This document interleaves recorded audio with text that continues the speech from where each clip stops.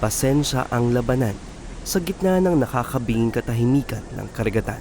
Walang kibo, walang boses, walang kasiguraduhan. Ngunit may mga mata na tunay na nakakakilala sa kanya.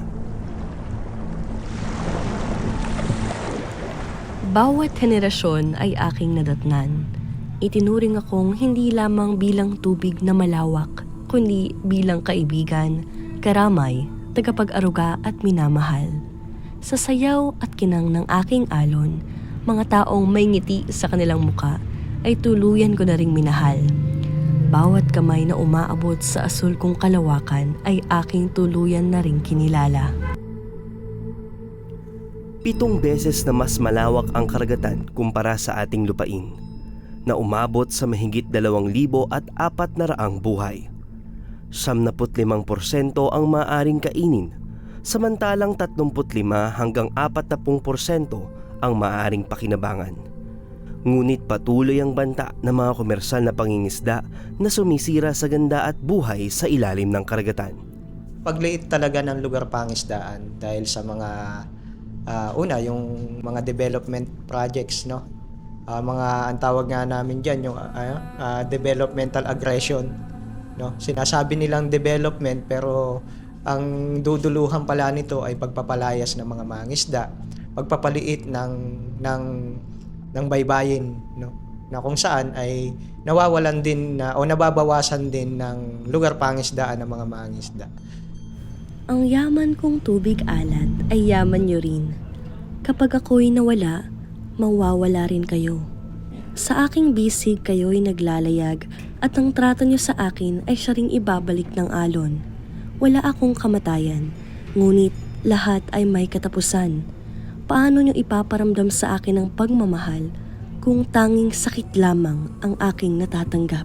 Ang atin po kasi pangisdaan ay meron ng batas, no? Yung tinatawag nating 8550, no?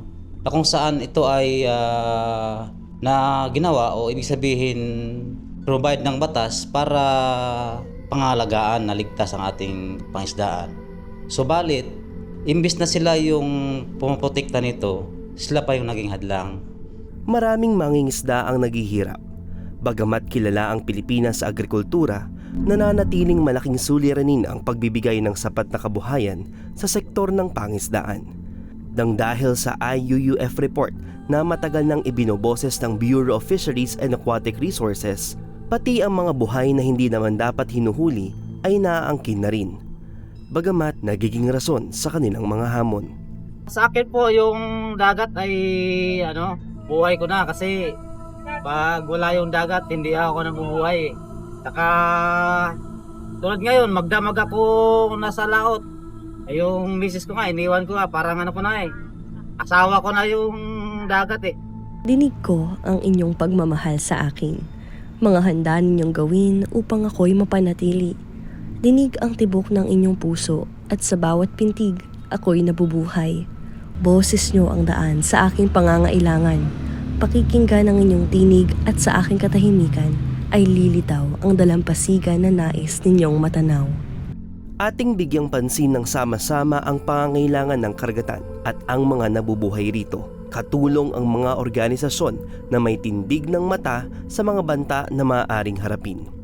Isa ang Fisheries Management Areas o FMA na nais protektahan ang laman ng karagatan at bigyan ng magarang buhay ang mga mangingisda. Bawat organisasyon ay tatatak at kayang isigaw ang anumang daing ng karagatan.